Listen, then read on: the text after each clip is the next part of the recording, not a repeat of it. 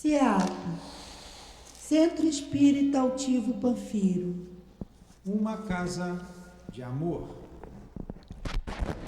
Bom dia aos nossos ouvintes, que Jesus abençoe a nossa manhã de estudos. Vamos ler o Evangelho segundo o Espiritismo, fazer a prece e dar continuidade ao estudo da Revista Espírita de 1858. Capítulo 23, Estranha Moral. Quem não odeia seu pai e sua mãe. Número 1.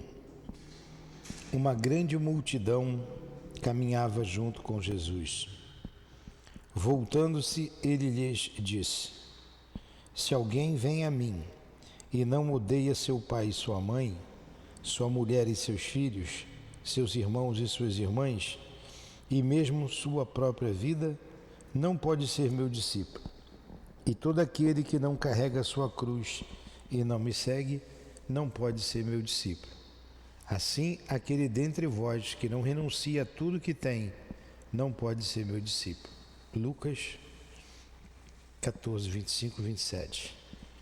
Aquele que ama seu pai ou sua mãe mais do que a mim, não é digno de mim. Aquele que ama seu filho ou sua filha mais do que a mim, não é digno de mim. Mateus 10, 37.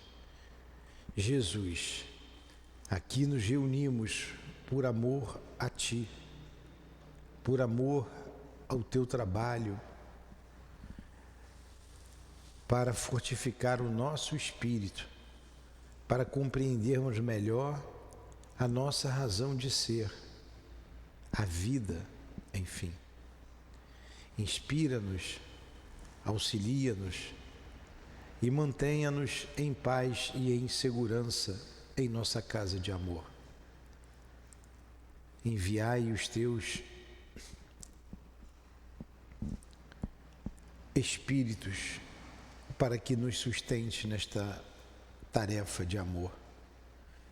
Então, em teu nome, pedimos a Allan Kardec que nos inspire, o patrono deste estudo. Pedimos a Leon Denis, diretor da nossa casa, ao Altivo e à coluna de espíritos que sustenta o SEAP, para nos ajudar. Em nome desses irmãos queridos, em nome do amor, em nome do nosso amor, Lourdinha, pedimos então a permissão a Deus, acima de tudo, e a Ti, Jesus, para iniciarmos os estudos da manhã de hoje. Que assim seja.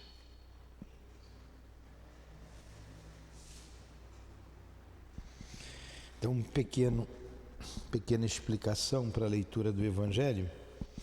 Quando Jesus dizia que aquele que não odeia seu pai e sua mãe não é digno de mim, ele está querendo dizer a palavra odiar não tinha o mesmo significado que temos hoje. Ele está dizendo que significava gostar menos. E você tem que priorizar. Se você não priorizar o que você vai fazer, você nunca consegue fazer. Então você tem que ter o seu horário de trabalho junto ao Cristo. Você prioriza aquele trabalho e deixa as outras coisas de lado. Não é que você vai abandonar teu pai, teu filho, a tua mãe. Não é isso. É saber dividir as coisas, organizar a sua vida, o seu tempo. Vamos lá. Estamos na revista de julho de 1858. Aí vem aqui um artigo intitulado Espíritos Impostores, o falso padre Ambrósio. Um dos escolhos apresentados pelas comunicações espíritas é o dos espíritos impostores, que podem induzir em erro quanto à sua identidade e que, ao abrigo de um nome respeitável, tentam passar os mais grossos absurdos. O que ele está falando aqui, o Selma? Desculpe. Um dos escolhos, um dos problemas, uma das dificuldades no espiritismo é o espírito dar um nome, dar uma mensagem, dar um nome e não ser ele. Você não está vendo quem é. Então eu vou aqui, o altivo dá uma mensagem, mas não é o altivo, é um outro espírito. Então isso é um problema, você tem que prestar bem atenção, porque senão traz dificuldades para o grupo, né? Vai passar uma falsa mensagem. Então aqui tem um falso padre, o falso padre Ambrósio. Em muitas ocasiões, este perigo nos tem sido explicado. Entretanto, ele nada é para quem perscruta ao mesmo tempo a forma e o conteúdo da linguagem dos seres invisíveis com os quais entra em comunicação. Então a gente tem que analisar a linguagem e a forma do que ele escreve, para a gente saber se aquele espírito é digno daquele nome. Se for uma mensagem elevada, tudo bem, não importa nem o nome. Mas se usar um nome e usar uma mensagem que não é digna daquele nome, é uma falsa mensagem, é um falso espírito que a gente tem que tomar cuidado. Não é possível repetir aqui o que temos dito a tal respeito. Leia-se atentamente o que dizemos nesta revista, em O Livro dos Espíritos e em nossa instrução prática, e ver-se-á que é nada mais fácil do que se premunir contra fraudes semelhantes, desde que entre uma pequena dose de boa vontade. Reproduzimos apenas a comparação que segue, por nós citada a Lures. Suponhamos que no quarto vizinho a este que ocupais estejam vários indivíduos desconhecidos e que não o possais ver, embora os escuteis perfeitamente.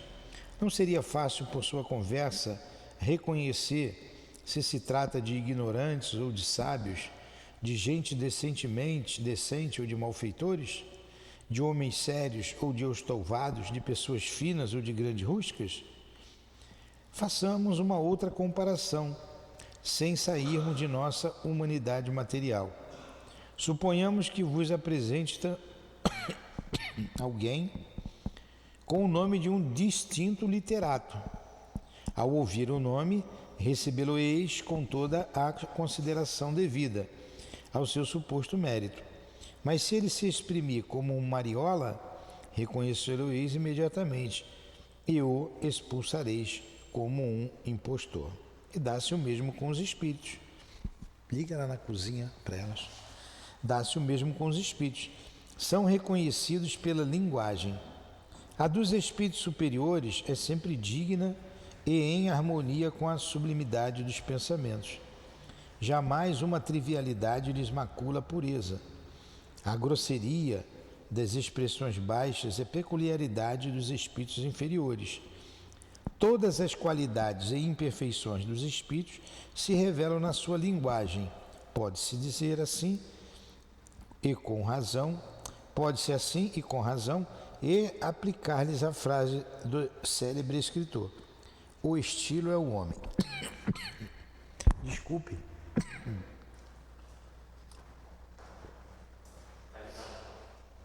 O que ele está dizendo aqui, Selma? Ele está dizendo o seguinte: você não está vendo o espírito. Como é que você vai saber se ele é um bom espírito ou um mau espírito? Analisando a linguagem dele. Faça uma comparação. Suponhamos que ele do outro lado da parede esteja, o que a gente sempre diz aqui, né? Um grupo de pessoas conversando. Você não está vendo quem está do outro lado, mas você está escutando. Dependendo do assunto, você vai dizer se aquelas pessoas são boas, se aquelas pessoas são más, se aquelas pessoas são fofoqueiras, se aquelas pessoas têm um linguajar baixo, falam palavrões. Então você vai classificar, isso é um grupo de debochado, isso é um grupo de fofoqueiro, Isso é um grupo de pessoas sérias, porque estão falando coisas sérias, você classifica. Só em ouvir, não é? Não precisa você ver. Se você está no teu quarto, lá do outro lado, estão falando mal de você, você tem gente falando mal de mim. Essas pessoas não são dignas da minha confiança. A mesma coisa os espíritos. Você analisa a linguagem deles e você vai saber se ele é um bom espírito ou um falsário. Se ele está querendo se passar por bonzinho e na verdade ele é mau. Está querendo angariar a confiança, a tua confiança, mas na verdade ele não é quem ele está dizendo que é. Ele deu o nome do altivo, mas não é ele. Entendeu?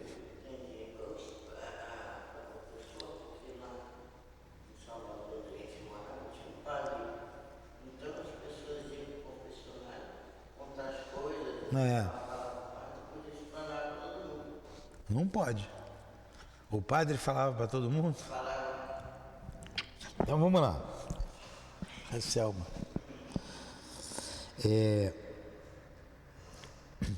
Estas reflexões nos são sugeridas por um artigo no Spiritualiste de la Nouvelle Orleans, Nova Orleans deve ser, do mês de dezembro de 1857. É uma conversa estabelecida através de um médium entre dois espíritos, um dizendo-se Padre Ambrósio, o outro Clemente XIV. O Padre Ambrósio fora um respeitável sacerdote, morto em Louisiana, no século passado. Era um homem de bem, de grande inteligência e deixou uma memória venerada. Neste diálogo, onde o ridículo corre parelha com o ignóbil, é impossível nos enganarmos quanto à qualidade dos interlocutores, e força é convir que aqueles espíritos tomaram poucas precauções com o seu disfarce. Pois qual seria a criatura de bom senso que, ao menos por um minuto, admitisse que o Padre Ambrósio e Clemente XIV tivessem podido descer aquelas trivialidades que mais parece uma exibição de saltimbancos? Não se exprimiriam de modo diferente comediantes de uma classe que parodiassem essas duas personagens. Nós vamos ver aqui eles falando já. Mas ele já está analisando aqui o conteúdo. O Padre Ambrósio era um homem bom, inteligente, moralizado. E quem foi Clemente XIV? Foi um Papa. Pela linguagem, estão dizendo, mas não foi o Padre Ambrósio mesmo, nem o Papa. É uma linguagem de um comediante, de um brincante, e não de pessoas elevadas. Estamos convencidos de que o Círculo de Nova Orleans, onde se passou o fato, compreendeu como nós. Duvidar disso seria uma injúria. Apenas lamentamos que ao publicá-lo não o tivessem acompanhado de observação corretiva, no sentido de impedir que as criaturas superficiais o tomassem como modelo de estilo sério de além-túmulo. Apressemo-nos, entretanto, em declarar que o nosso círculo não recebe comunicações de tal ordem. Elas têm caráter muito diverso e toda a sublimidade do pensamento e da expressão dos espíritos superiores. Pensamos que a evocação do verdadeiro e do falso Padre Ambrósio pudesse oferecer material útil para observações relativas aos espíritos impostores. Foi o que fizemos, como se pode ver no que segue. Então vamos lá. Tem uma comunicação e Kardec já viu que por essa comunicação não foram os espíritos que assinaram ali a mensagem. Aí ele resolveu chamar o Padre Ambrósio de verdade, o verdadeiro espírito. Vamos ver o que aconteceu. Começa assim o trabalho. Peço a Deus Todo-Poderoso permitir que o espírito do verdadeiro Padre Ambrósio, morto em Lusiana no século passado e que deixou uma memória venerável, venha comunicar-se conosco. Olha a autonomia que Kardec tinha, hein? De evocar qualquer espírito. E o espírito vinha por causa da elevação de Allan Kardec, vinha por causa do trabalho que ele estava realizando para a humanidade, vinha porque o próprio Cristo estava supervisionando todo esse trabalho, o movimento espírita, o movimento dos espíritos. Não era o movimento espírita ainda, o movimento dos espíritos. É o espírito de verdade sustentando todo esse trabalho. Então, quando ele chama o Padre Ambrósio, o verdadeiro padre, ele diz aqui: aqui estou, aqui estou. Segunda pergunta: terias a bondade de dizer se fostes realmente vós e Clemente XIV que tivestes a palestra referida na Espiritualidade lá em Orleans e cuja leitura fizemos na sessão passada? Resposta: lamento os homens que foram vítimas dos espíritos, tanto quanto lamento a estes. 3. Qual foi o espírito que tomou o vosso nome? Resposta: um politiqueiro. 4. E o interlocutor era realmente Clemente XIV? Resposta: era um espírito semelhante ao que me tomou o nome. Um politiqueiro, né? Como pudestes permitir coisas semelhantes em vosso nome? Por que não viestes desmascarar os impostores? Resposta: porque nem sempre posso impedir que homens e espíritos se divirtam. 6. Compreendemo-lo quanto aos espíritos, mas quanto às pessoas que recolheram as palavras, são gente séria, não buscavam divertimentos. Aí o padre responde: uma razão a mais. Eles deviam pensar logo que tais palavras não poderiam deixar de ser linguagem de espíritos zombeteiros. Por que os espíritos não ensinam em Nova Orleans princípios perfeitamente semelhantes ao que aqui ensinam? Resposta: em breve lhes servirá a doutrina que vos é ditada. Haverá apenas uma. 8. Desde que essa doutrina deve ser ali ensinada mais tarde, parece-nos que, se o fosse imediatamente, aceleraria o progresso e evitaria que alguns tivessem dúvidas prejudiciais. Aí responde lá o espírito do padre: os desígnios de Deus são sempre impenetráveis. Não há outras coisas que, à vista do meio empregados para atingir o objetivo, vos parecem incompreensíveis. É preciso que o homem se habitue a distinguir o verdadeiro do falso, pois nem todos poderão receber a luz de um jato, ficariam ofuscados. Então cabe ao homem discernir. É por isso que a gente está estudando aqui. Olha as mensagens dadas aqui na nossa casa. A gente não está analisando? Para a gente discernir, tem que analisar. Ah, foi aqui um espírito amigo, um espírito trabalhador da casa. Vamos ver se é digno de um espírito elevado a linguagem utilizada. Daqui a pouco nós teremos a reunião pública e nós leremos a mensagem na reunião pública. Uma mensagem dada por um espírito protetor. 9. Terias a bondade de nos dizer vossa opinião pessoal relativamente à reencarnação? Resposta: os espíritos são criados ignorantes e imperfeitos. Uma encarnação única não bastaria para que tudo aprendessem. É necessário que reencarnem, a fim de gozarem da felicidade que Deus lhes reserva. 10. Dá-se a reencarnação na Terra ou somente em outros globos? Resposta: A reencarnação se dá conforme o progresso do espírito, em mundos mais perfeitos ou menos perfeitos.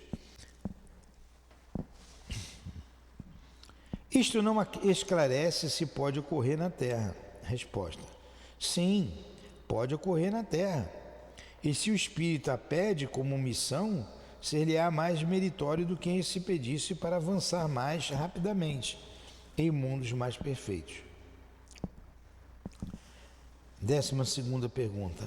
Rogamos a Deus Todo-Poderoso, permita que o espírito que tomou o nome do Padre Ambrósio venha comunicar-se conosco. Olha só a capacidade de Kardec. Agora eu quero lá o que tomou o nome do padre. Olha, ele fez 2 perguntas aqui sobre reencarnação e o padre respondeu perfeitamente, conforme a doutrina espírita. Certo? Agora chamou o falso padre. Vamos lá. Aqui estou, mas não me queirás confundir.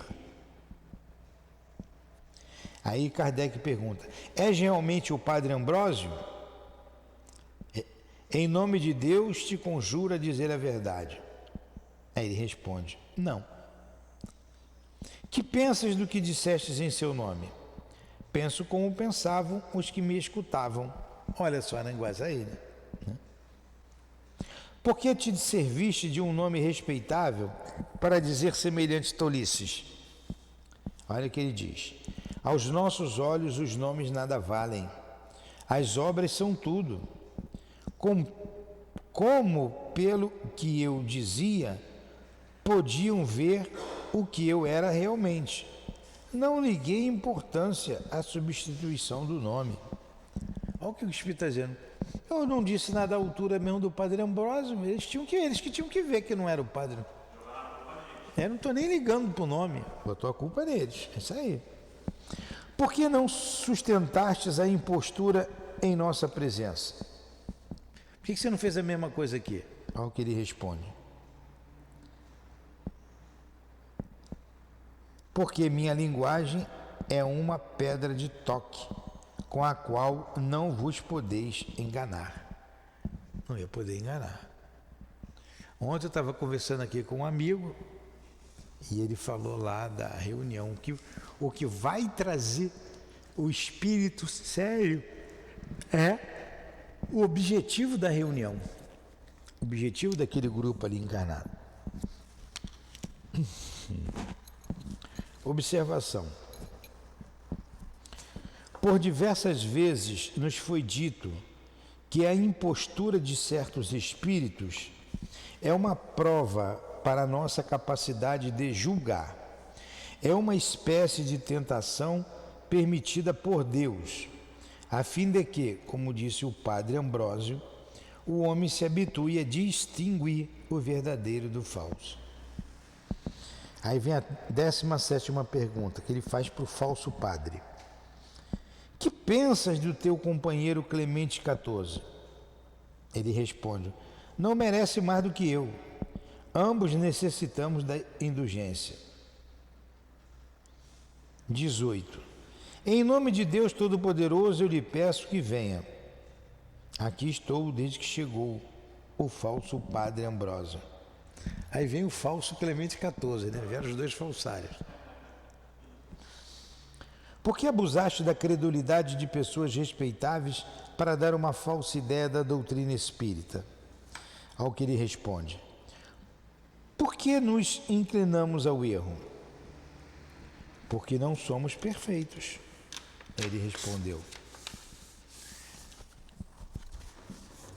não pensastes ambos que um dia vosso embuste seria descoberto e que os verdadeiros Padre Ambrósio e Clemente XIV não se exprimiriam como vós? Resposta: os embustes já eram conhecidos e castigados por aquele que nos criou. Pertencei à mesma classe de espíritos que chamamos batedores? Resposta: não, pois ainda é necessário raciocínio para fazer o que fazemos em Nova Orleans, o que fizemos em Nova Orleans. Aí ele vai agora e pergunta ao verdadeiro Padre Ambrósio: estes impostores vos estão vendo aqui? Ele responde: sim, e sofre o meu olhar. São eles errantes ou reencarnados? Errantes. Não são suficientemente perfeitos para o desprendimento, caso estivessem encarnados. E vós, Padre Ambrósio, em que estado vos encontrais? Encarnado no mundo feliz e desconhecido para vós. O padre estava até em outro mundo, elevado. Nós vos agradecemos os esclarecimentos que tivestes a bondade de nos dar. Terias a gentileza de voltar outras vezes, trazendo-nos boas palavras e deixando-nos um ditado que mostrasse a diferença entre o vosso estilo e daquele que usurpou o vosso nome? Resposta do padre: estou com aqueles que buscam o bem e o bem na verdade. Olha a elevação do espírito, né? Entendeu, Selma? Tinham 2 espíritos zombeteiros que falsificaram 2 nomes venerados, do Padre Ambrósio, que era um homem de bem, e do Clemente XVI, que foi um papa, né? Clemente XIV. E ambos foram descobertos. O que Allan Kardec fez? Chamou o verdadeiro padre e chamou os 2 falsários. Os 2 falsários ficaram envergonhados. Ainda disseram mais, eles é que têm que prestar atenção. Eu sou o que sou. Mas por que você fez isso? Vocês não estudaram? Tem questão de elevação. Nós não temos elevação. Somos dignos de piedade. E o Padre Ambrósio já habitava até no mundo superior à Terra. Né? Interessante.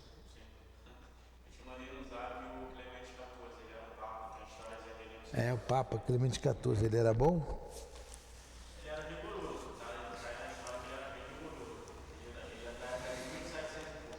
Vai ver que fui eu então, ele era rigoroso. Meu celular está lá guardado, eu não trouxe não. Interessante a história, né? Dá para a gente ver mais uma aqui. Uma lição de caligrafia por um espírito. Vamos lá. Um outro artigo, isso aqui é uma revista, são vários assuntos, né? Diferentes. De um modo geral, não são os espíritos professores de caligrafia, pois de ordinário a escrita pelo médium não prima pela elegância. A respeito disso, um dos nossos médios, o senhor D, apresentou um fenômeno excepcional, o de escrever muito melhor sob a influência dos espíritos que no seu natural. Sua caligrafia normal é muito má, entretanto não se envaidece, dizendo ser isto uma característica dos grandes homens. Mas adquire um caráter especial muito distinto conforme o espírito comunicante e é sempre a mesma para o mesmo espírito, sempre mais nítida, mais legível e mais correta. Como alguns têm um talhe inglês lançado e certa ousadia. Um dos membros da sociedade, o Dr. V, teve a ideia de evocar distinto calígrafo, com o fito de observar do ponto de vista da letra. Conheci um chamado Bertrand, falecido há cerca de 2 anos, com o qual tivemos numa outra sessão a seguinte palestra. 1. A fórmula de evocação, respondeu, eis-me aqui. Ele chamou-se esse senhor aqui, né? O senhor Bertrand, que já havia falecido. Onde se achava quando evocamos? Já estava junto de vós. Sabe o principal objetivo que nos levou a pedir uma vinda? Não, mas desejo saber. Aí tem a observação de Kardec. O espírito do senhor Bertrand ainda se acha sob a influência da matéria, como era de supor, dada a sua vida terrena. Sabe-se que tais espíritos são menos aptos a ler o pensamento que os que já mais desmaterializados. Porque é isso mesmo, que ele falou assim, você sabe o que a gente quer de você? Ele não, estou aqui para saber disso. Quer dizer, ele não leu o pensamento. Aí Kardec colocou uma observação, ele ainda está muito ligado à matéria. Ele está muito ligado à matéria. Desejaríamos que o Senhor reproduzisse através do médium uma escrita caligráfica com um daqueles caracteres que tinhas em vida. É possível? Ele responde: eu posso. Aí olha o que Kardec diz aqui, uma outra observação. A partir deste momento, o médium que não se conduz conforme as regras ensinadas pelos professores de caligrafia tomou, sem se aperceber, uma postura correta, tanto no corpo quanto na mão. Todo o resto da palestra foi escrita como um fragmento, cujo facsímile reproduzimos. Como termo de comparação, damos acima a escrita normal do médium. A gente vai ver esse e vai parar por aqui. Vamos lá. Lembra-se das circunstâncias de sua vida terrena? Resposta: de algumas. Poderia dizer-nos em que ano faleceu? Faleci em 1856. Com que idade? 56 anos. Em que cidade morava? Saint-Germain. Qual foi o seu gênero de vida? Procurava satisfazer a matéria. Cuidava um pouco das coisas do além-túmulo? Quase nada. Lamenta não pertencer mais a este mundo? Lamento não haver bem empregado a minha existência. É mais feliz do que na terra? Não. Sofro pelo bem que deixei de fazer. Que pensa do seu futuro? Penso que me é necessária toda a misericórdia de Deus. Quais as suas relações no mundo em que se encontra? Relações lamentáveis e infelizes. Quando vem à terra, a lugares que frequenta, dê preferência a outros? Aí ele responde: procuro as almas que me condoem de minhas penas ou que oram por mim. Vê as coisas terrenas com a mesma clareza de outrora? Não me preocupo com as ver. Se o fizesse, seria mais uma causa de desgostos. Diz-se que em vida foi muito pouco tolerante, é verdade? Era muito violento. Que pensa do objetivo de nossa reunião? Gostaria de as ver conhecido em vida. Elas me teriam tornado melhor. Vê aí outros espíritos? Sim, mas me sinto muito confuso com sua presença. Rogamos a Deus que o tenha em sua santa misericórdia. Os sentimentos que acaba de externar devem permitir que ache graça perante Ele, e não duvidamos que ajudem o seu progresso. Agradeço-vos. Deus vos protege. Bendito seja Ele por isso. Espero que chegue a minha vez. É bom, né, você ver os espíritos falando, né? Você vê a superioridade de um, a inferioridade de outro, tudo no linguajar. E isso é verdadeiro, bem categórico falando, que ele só não está feliz do outro lado por falta de bondade que ele fez na vida. Verdade. Como as coisas poderiam ter sido diferentes se ele tivesse a oportunidade de aprender sobre a doutrina espírita naquela época. Observação. Os ensinamentos fornecidos pelo Espírito do Senhor Bertrand são absolutamente exatos e concordam com o gênero de vida e o caráter que lhe conheciam. Apenas ao confessar a sua inferioridade, os seus erros, a linguagem é mais séria e mais elevada do que fora dado esperar. Ainda uma vez temos a prova de mais penosa situação dos que na terra se prendem muito à matéria. É assim que os próprios espíritos inferiores, por vezes, nos dão, pelo exemplo, valiosas lições de moral. Vamos fazer a nossa prece, então? Perguntas?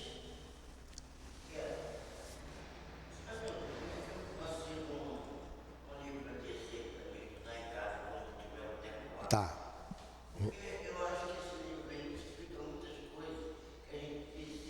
Tá bom, vou te dar um livro. Pode deixar.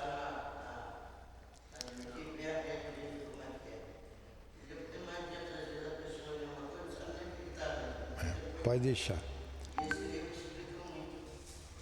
Muito obrigado, Allan Kardec, pela tua assistência, por esse trabalho que hoje nos beneficiamos. Obrigado ao altivo, aos espíritos guias aqui presentes. Muito obrigado à nossa casa de amor, pelo carinho, pela proteção e pelas oportunidades que nos dão de trabalhar, de servir ao Cristo. Muito obrigado. Que Deus abençoe a nossa casa, que Deus abençoe os nossos propósitos. Que seja então em nome do Altivo e da direção espiritual do SEAP, em nome de Leon Denis, de Allan Kardec, das irmãs queridas, em nome do amor, em nome do nosso amor, Lourdinha, do teu amor, Jesus, e do amor de Deus acima de tudo, que damos por encerrados os estudos em torno da Revista Espírita na manhã de hoje. Que assim seja, graças a Deus.